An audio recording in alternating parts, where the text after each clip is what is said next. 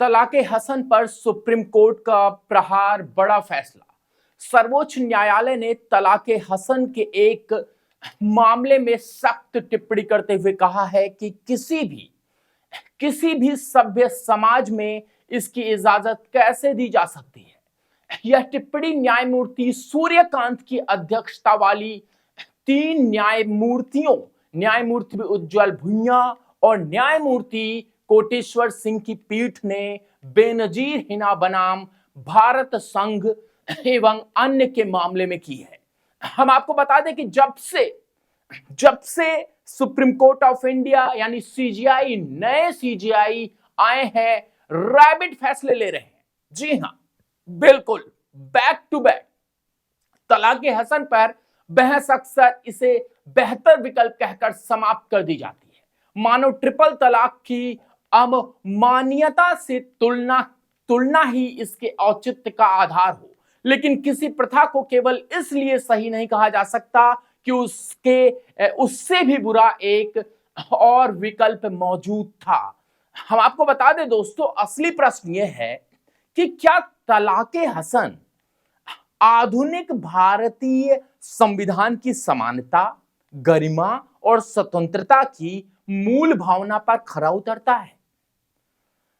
क्या कट्टर मुल्ला मौलानाओं द्वारा इस देश में किया जा रहा अपना जो उनकी अपनी मनमानी है, वो क्या सही है?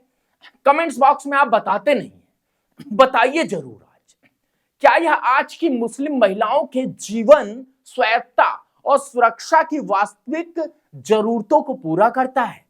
और क्या यह उस सामाजिक कानूनी व्यवस्था के अनुरूप है जिसे भारत 20वीं सदी के आरंभ में नहीं बल्कि 21वीं सदी में आगे ले जाना चाहता है? इन प्रश्नों का सीधा उत्तर है नहीं और कुछ नहीं। तलाके हसन एक गहरे संरचनात्मक असंतुलन पर टिका मॉडल है, जिसमें पुरुष को एक तरफा अधिकार प्राप्त होता है और महिलाओं को अनिश्चितता, मानसिक तनाव और सीमित सुरक्षा के साथ जीना पड़ता है। तलाके हसन का मूल ढांचा सरल है। 3 अलग अलग महीनों में तह के दौरान पति एक बार तलाक का उच्चारण करता है। तीसरे उच्चारण के बाद तलाक अंतिम माना जाता है। इसे धीरे धीरे सोचने समझने का अवसर कहकर सकारात्मक रूप से पेश किया जाता है और हमारे मुल्ला मौलाना इसको भारत के संविधान का पार्ट मानते हैं, मानो यह प्रक्रिया पति पत्नी दोनों के सुधार की जगह दे रही हो। लेकिन सवाल है और वास्तविकता यह है कि यह प्रक्रिया केवल पुरुषों को सुधार का अधिकार देती है या अवकाश देती है। महिलाओं के पास चुनने, रोकने, अपने विवाह को बचाने का कोई स्वतंत्र कानूनी साधन नहीं होता है। 3 महीने की यह प्रतीक्षा अक्सर महिलाओं के लिए मानसिक उत्पीड़न का रूप ले लेती है। वह ना तो भविष्य को लेकर कोई निर्णय ले सकती हैं, ना आर्थिक योजनाएं बना सकती हैं और ना ही अपने सामाजिक पारिवारिक जीवन में स्थिरता पा सकती है। तलाक का नियंत्रण पूरी तरह पुरुष के पास होता है, जबकि पत्नी सिर्फ प्रतीक्षा करने के लिए बाध्य होती है। संवैधानिक दृष्टि से देखें तो यह प्रणाली भारत की मूल संरचना से मेल नहीं खाती। अनुच्छेद 14 सभी नागरिकों को कानून के समक्ष समानता देता है, लेकिन तलाके हसन स्पष्ट रूप से पुरुष को अधिकार और महिलाओं को कम अधिकार प्रदान करता है। यही बात अनुच्छेद 15 के सीधे उल्लंघन की श्रेणी में आती है, जिसमें लिंग आधारित भेदभाव पर रोक लगाई गई है। महिलाओं के अधिकार केवल कागज पर सुरक्षित नहीं होते, उनके वास्तविक सामाजिक जीवन में बराबरी तभी संभव है जब कानूनी ढांचा उन्हें पुरुष के बराबर अधिकार दे। तलाके हसन में यह बराबरी अनुपस्थित है। सबसे गंभीर विरोधाभास अनुच्छेद 21 व्यक्ति की गरिमा और निजी स्वतंत्रता से जुड़ा है। मानसिक तनाव, एक तरफा निर्णय, सामाजिक असुरक्षा और भावनात्मक अनिश्चितता, ये सब एक महिला की गरिमा को प्रत्यक्ष रूप से आहत करते हैं। सर्वोच्च न्यायालय ने सायरा बानो केस में भी यही तर्क दिया था कि एक तरफा तलाक महिलाओं की गरिमा और समानता दोनों को नष्ट करता है। न्यायालय ने तीन तलाक को मनमाना कहकर असंवैधानिक ठहराया था।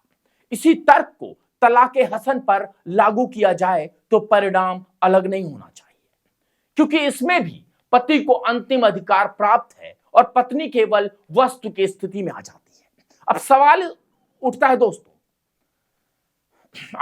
उठता है कि क्या इस देश में संविधान की गरिमा देने वाले, संविधान की दुहाई देने वाले, संविधान को आपका सब कुछ मानने वाले, हाथ में तिरंगा लेकर चलने वाले, वंदे मातरम ना बोलने वाले तमाम मुल्ला मौलानाओं से नहीं पूछना चाहिए जिसे संबंध से बाहर करने का अधिकार केवल पुरुष को है?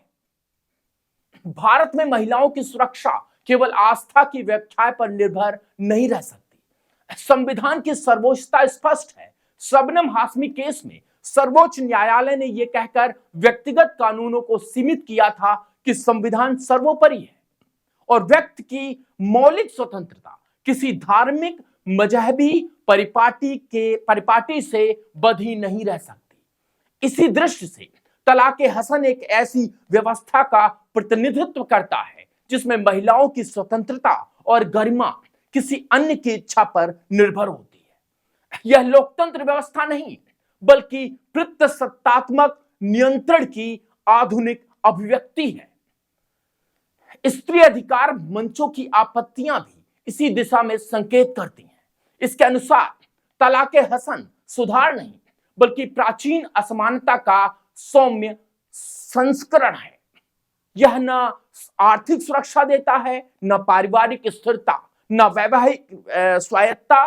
खुला जैसा प्रतिक्रियाएं भी अक्सर पुरुष की सहमति पर आधारित होती हैं, जिसमें महिला व्यवहारत पति की इच्छा पर निर्भर रहती है। आधुनिक समाज में आर्थिक असुरक्षा किसी महिला का सबसे अधिक प्रभावित, एक तरह से कहें कि सबसे अधिक प्रभावित करती है। लेकिन तलाक हसन में मेहर या इद्दत जैसे पारंपरिक उपाय महिला के दीर्घकालीन जीवन के चुनौतियों का सामना करने के लिए अपर्याप्त है।